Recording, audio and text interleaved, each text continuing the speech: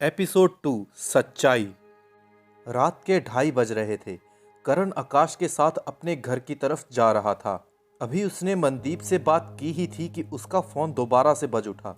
करण को लगा कि शायद फिर से मनदीप ने ही कॉल की है, लेकिन हैरानी की बात यह थी कि इस बार कॉल मनदीप ने नहीं किसी और ने की थी।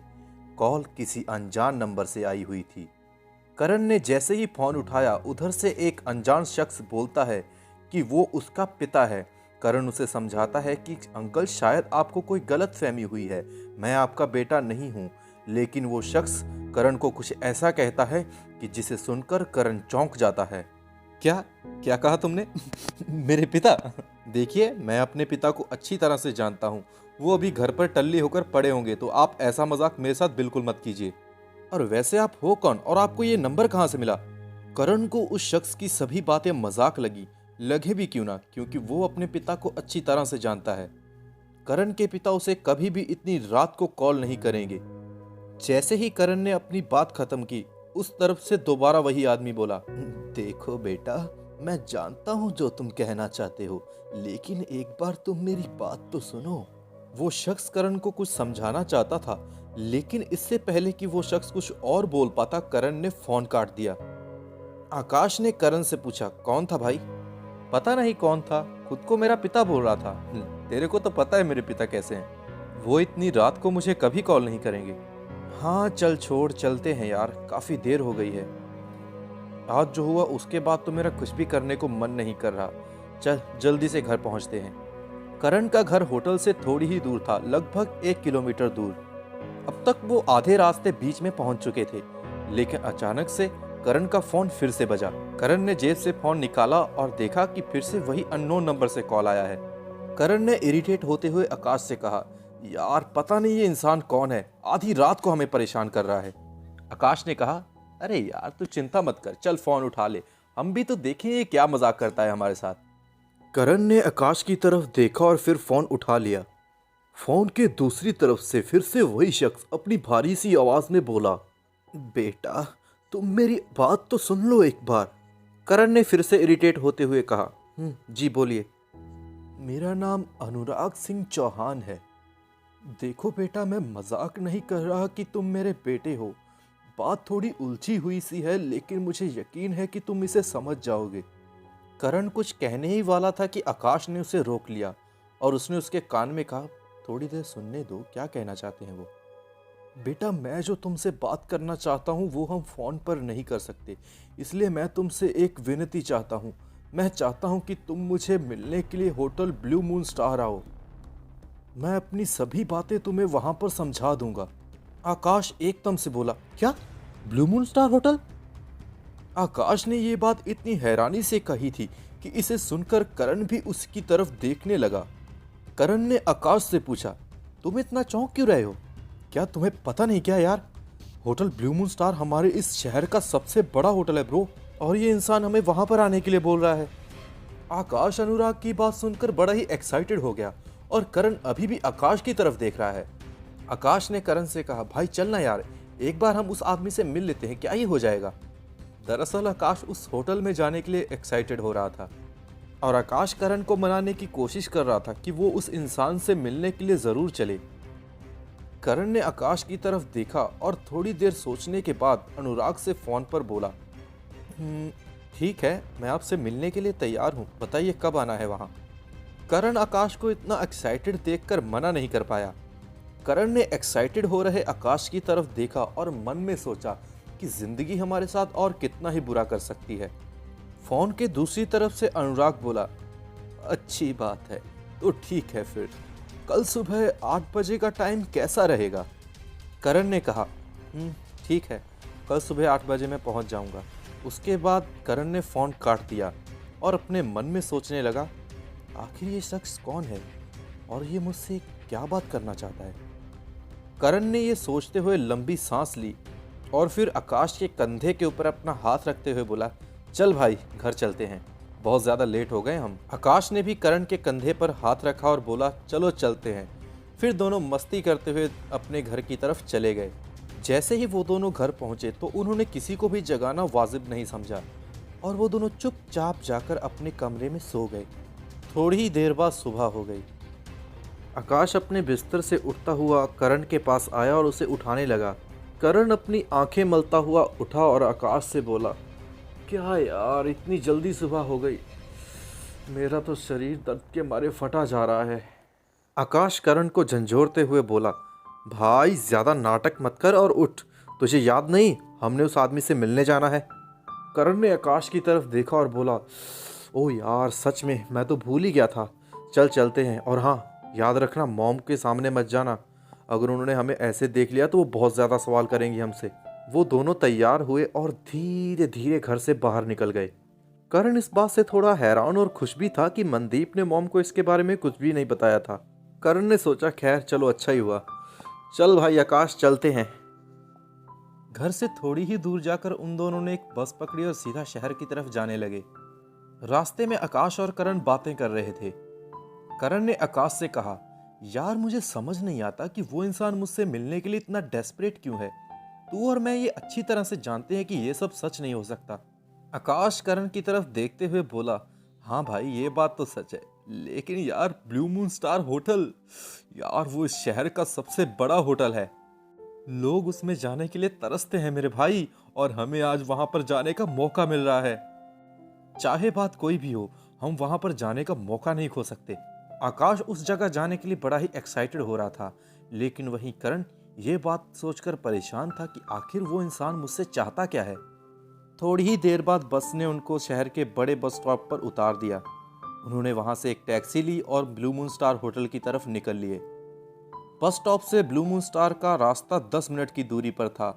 टैक्सी में बैठा हुआ करण अभी भी उसी के बारे में सोच रहा था। इतने में ही taxi blue moon star hotel के सामने रुक गई और दोनों टैक्सी से उतरकर ब्लू मून स्टार होटल को देखने लगे। सच में बाहर से देखने पर होटल बहुत ही ज्यादा आलीशान लग रहा था। आकाश जिस होटल की इतनी तारीफ कर रहा था, उसे देखकर करण भी एक पल के लिए चौंक उठा। करण ने अपने मन में सोचा, इतना आलीशान होटल तो मैंने अपनी जिंदगी में कभी नहीं देखा।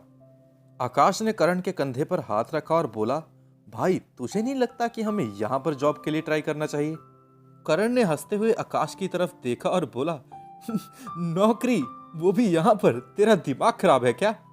तुझे क्या लगता है हमारी शक्लें देखकर यहाँ पर हमें कोई झाड़ू मारने की नौकरी भी नहीं देगा? करण की ये बात सुनकर आकाश भी हंसने लगा और फिर दोनों हंसते हुए होटल के गेट की तरफ जाने लगे।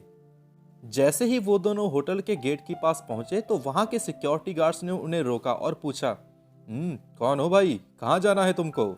करण ने बड़ा ही पोलाइट होकर सिक्योरिटी गार्ड से बोला, देखिए सर, हमें यहाँ पर किसी ने बुलाया है, हम यहाँ किसी से मिलने के लिए आए हैं। करण की ये बात सुनकर वो सिक्योरिटी गार्ड उन दोनों को ऊपर से नीचे की तरफ देखने लगा और फिर हंसते हुए बोला, तुम दोनों का दिमाग खराब है क्या? तुम्हें यहाँ पर किसी ने मिलने के लिए बुलाया है, होटल ब्लू मून स्टार में। उस सिक्योरिटी गार्ड ने हंसते हुए अपने दूसरे सिक्योरिटी गार्ड दोस्त से कहा, ओ भाई, तूने सुना क्या ये दोनों क्या कह रहे हैं? इन्हें यहाँ पर किसी ने मिलने के लिए बुलाया है। करण की ये बात सुनकर वहां पर खड़े दोनों सिक्योरिटी गार्ड्स जोर जोर से हंसने लगे। करण ने इरिटेट होते हुए उस सिक्योरिटी गार्ड से कहा, देखिए सर, आप हमारा मजाक नहीं उड़ा सकते। मैंने कहा ना, हमें यहाँ पर किसी ने मिलने के लिए बुलाया है। लेकिन वो सिक्योरिटी गार्ड्स करण की ये बात सुनकर और भी ज्यादा जोर जोर से हंसने लगे। करण के सब्र का बांध अब टूट चुका था। वो अब और ज्यादा बेइज्जती सहन नहीं कर सकता था। उसने अपनी जेब से फोन निकाला और उसी अननोन नंबर पर फोन लगाने लगा। दूसरी तरफ जैसे ही अनुराग का फोन बजा तो उसने तुरंत फोन उठाकर बोला, कैसे हो बेटा?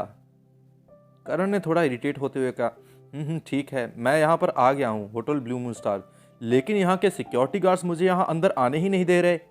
अनुराग ने हैरान होते हुए पूछा, क्या सिक्योरिटी गार्ड्स तुम्हें आने नहीं दे रहे? रुको, मैं अभी कुछ करता हूँ।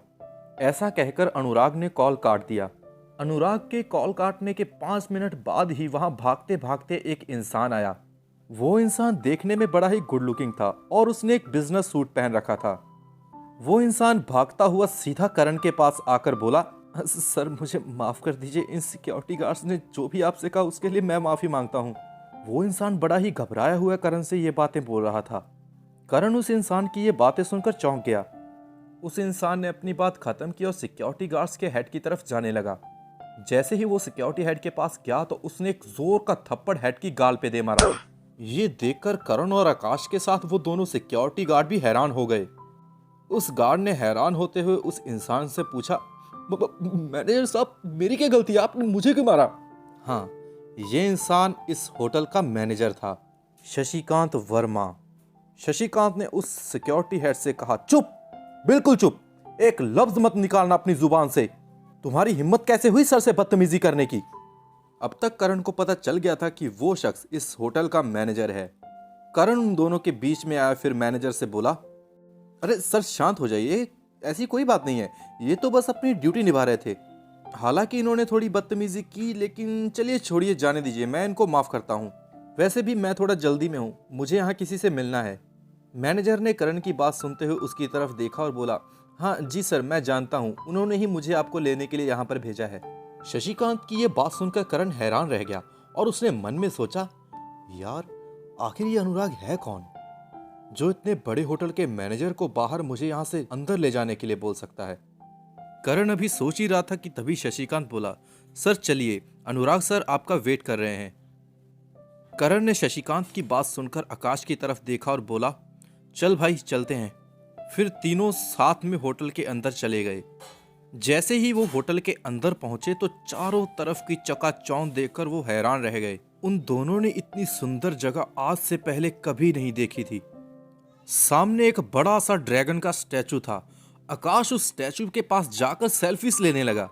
करण ने आकाश से कहा, यार तू भी ना, पहले जो काम करने आए हैं वो तो कर लें, ये सेल्फीज वगैरह तुम बाद में ले लेना। आकाश उसकी इस बात पर मुस्कुरा दिया और बोला, यार बस एक सेल्फी और लेने दे बस। करण ने अपने सर पर हाथ रखा और अपने मन में सोचा, क्या करूं मैं इस लड़के का।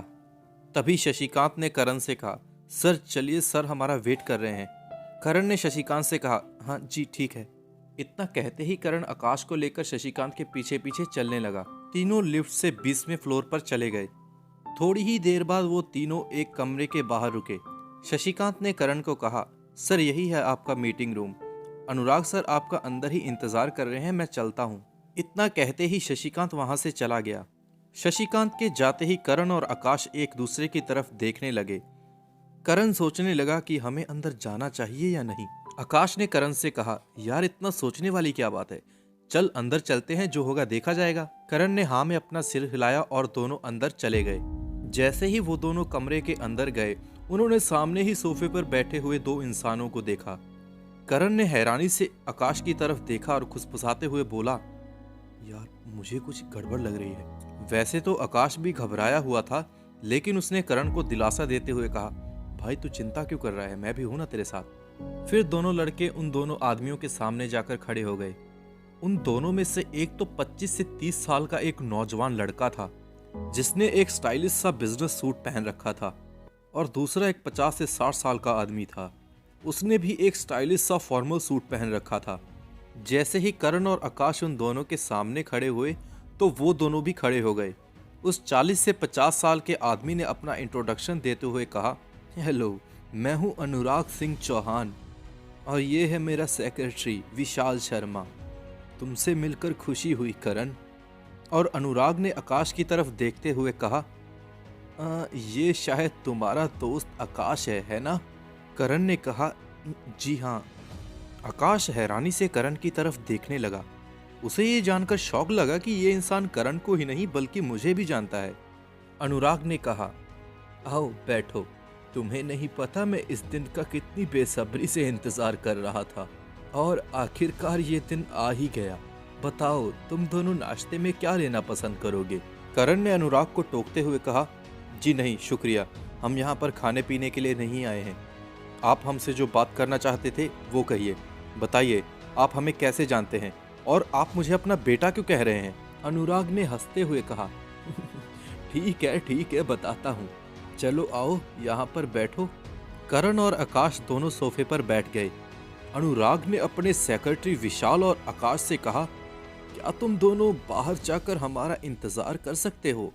अनुराग की ये बात सुनकर करण ने मुंह बना लिया और मुंह बनाते हुए बोला, जी नहीं, आकाश यहीं पर रहेगा, आपको जो बात करनी है इसके सामने ही कीजिए। अनुराग ने ज्यादा बहस नहीं की और कहा, ठीक है, लेकिन उसने अपने सेक्रेटरी को बाहर भेज दिया। अनुराग ने करण से कहा, तुमने हमारी सिंह फैमिली के बारे में तो सुना ही होगा। वो हमारे इंडिया की ही नहीं बल्कि एशिया के टॉप 3 फैमिलीज में से एक है। करण ने हैरानी से आकाश की तरफ देखा, लेकिन उसने देखा कि आकाश तो उससे भी ज्यादा चौंका हुआ है। आकाश ने हैरान होते हुए करण से कहा, भाई तुझे पता है क्या, ये जिस होटल में हम बैठे हैं ये भी सिंह फैमिली के अंडर ही आता है, और ये इंसान कह रहा है कि ये सिंह फैमिली से है। आकाश की ये बात सुनकर अनुराग हंसने लगा और बोला, तुम तो हमारी फैमिली के बारे में बहुत कुछ जानते हो बेटा। आकाश ने हड़बड़ाते हुए कहा, हाँ मैंने सुना है बहुत आपके बारे में। तो आप कहना चाहते हैं कि आप उस सिंह फैमिली से हैं जो हमारे देश की ही नहीं बल्कि एशिया की टॉप 3 फैमिलीज में से एक है। आकाश की इस बात पर अनुराग ने जवाब दिया, हाँ तुम सही कह रहे हो, मैं उसी फैमिली से हूँ और मैं सिंह फैमिली का प्रेजेंट हेड भी हूँ। ये बात सुनकर आकाश और करण दोनों ही चौंक उठे। अनुराग की ये बात सुनकर दोनों ही सोच में डूब गए। आकाश ने अपने मन में सोचा, यार इतने बड़े इंसान ने हमें मिलने के लिए अपने पास बुलाया है। और वहीं दूसरी तरफ करण तो कुछ और ही सोच रहा था। उसने अपने मन में सोचा, अगर ये इतना ही बड़ा और पावरफुल इंसान है तो इसने मुझे यहाँ पर मजाक करने के लिए तो बिल्कुल नहीं बुलाया होगा। आखिर सच क्या है? ये सोचते हुए करण ने अपना सर पकड़ लिया। और वहीं दूसरी तरफ अनुराग ने अपनी बात कंटिन्यू करते हुए कहा, मैं समझता हूँ जो तुम सोच रहे हो बेटा, मैं तुम्हें शुरू से सब बताता हूँ। दरअसल जब तुम पैदा हुए थे तो पैदा होते ही तुम्हारी माँ गुजर गई थी। हमारे परिवार में शुरू से ही एक परंपरा चली आ रही है, जब भी किसी बच्चे के पैदा होते ही उसकी माँ मर जाती है तो पूरे 22 साल के लिए उस बच्चे को परिवार से दूर रखा जाता है। जब भी परिवार में ऐसी कोई घटना होती है तो इसे ग्रहों का दोष माना जाता है। हमारे पुरोहितों ने बताया था कि अगर हमने उस बच्चे को 22 साल के लिए परिवार से दूर नहीं रखा तो उस बच्चे की जान को खतरा हो सकता है। इसीलिए हमें तुम्हें परिवार से दूर करना पड़ा। तुम्हें याद ही होगा परसों तुम्हारा जन्मदिन था, है ना? वो तुम्हारा 22वां जन्मदिन था ना? करण ने कंफ्यूज होते हुए कहा, हाँ जी मैं जानता हूँ, लेकिन इस बात पर यकीन करना मेरे लिए बहुत ज़्यादा मुश्किल है। अनुराग ने अपनी बात कंटिन्यू करते हुए कहा, तुम्हें इस बात की खबर नहीं होगी, लेकिन तुम्हारे माता पिता ने तुम्हें सिटी हॉस्पिटल से अडॉप्ट किया था। मैंने अपने दिल पर पत्थर रखकर तुम्हें सिटी हॉस्पिटल के अडॉप्शन सेंटर में दिया था। कोई भी माता पिता अपने बच्चे को ये कभी नहीं बताएगा कि उसे अडॉप्ट किया गया है। सिटी हॉस्पिटल में तुम्हें तुम्हारी किस्मत के सहारे छोड़ देने के अलावा मेरे पास कोई चारा नहीं था बेटा। मैं उम्मीद करता हूँ कि तुम मुझे माफ़ कर दोगे। ये कहते कहते अनुराग की आंखों में आंसू आने लगे। लेकिन दूसरी तरफ करण शॉक में था। उसने हैरानी से अनुराग से पूछा, ये क्या गंदा मजाक कर रहे हैं आप मेरे साथ? ऐसा बिल्कुल भी नहीं हो सकता। मेरे मॉम डैड मेरे असली मॉम डैड हैं। मुझे पता है कि इस बात पर यकीन करना तुम्हारे लिए बहुत मुश्किल है, पर यही सच है और तुम ही हमारे परिवार के एक लौते वारिस हो। अगर तुम्हें अभी भी मेरी बात पर यकीन नहीं होता तो ये लो, इसे पढ़ो। अनुराग ने ऐसा कहते ही करण को कुछ पेपर्स दिए। करण खड़ा हुआ और उस टेबल पर रखे हुए पेपर्स को उठाकर पढ़ने लगा। जैसे ही उसने उन पेपर्स को पढ़ा तो वो एकदम से सोफे पर गिर गया। फिर वो सोफे पर बैठे बैठे उन पेपर्स को पढ़ने लगा। उन पेपर्स को पढ़ते पढ़ते उसकी आंखों में से आंसू निकलने लगे। आकाश भी करण को ऐसे रोते देखकर हैरान हो रहा था। फिर आकाश ने करण के हाथों से वो पेपर्स लिए और खुद पढ़ने लगा। जैसे ही आकाश ने उन पेपर्स को पढ़ा, वो भी उन पेपर्स को पढ़कर हैरान रह गया। दरअसल ये पेपर्स और कुछ नहीं, करण के एडॉप्शन पेपर्स थे और उन पेपर्स पर करण के माता पिता के हस्ताक्षर भी थे। इन पेपर्स को पढ़कर आकाश को तो यकीन हो गया था कि ये जो भी लोग हैं सब सच बोल रहे हैं। करण को ऐसे रोता देखकर आकाश का भी दिल भर आया। पूरे 5 मिनट तक करण ने किसी से कुछ नहीं कहा और अपना सर पकड़कर वहीं सोफे पर बैठा रहा।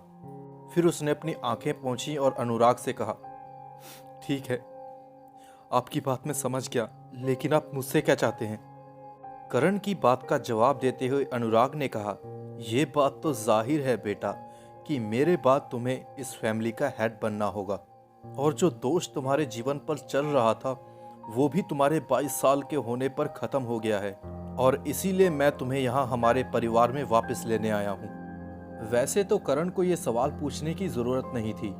ये सब बातें सुनने के बाद उसे पता तो चल ही गया था कि उसके पिता यहाँ किस लिए आए हैं।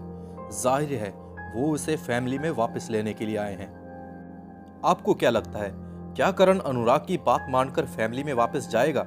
जानने के लिए सुनते रहिए instant billionaire only on my stories पर।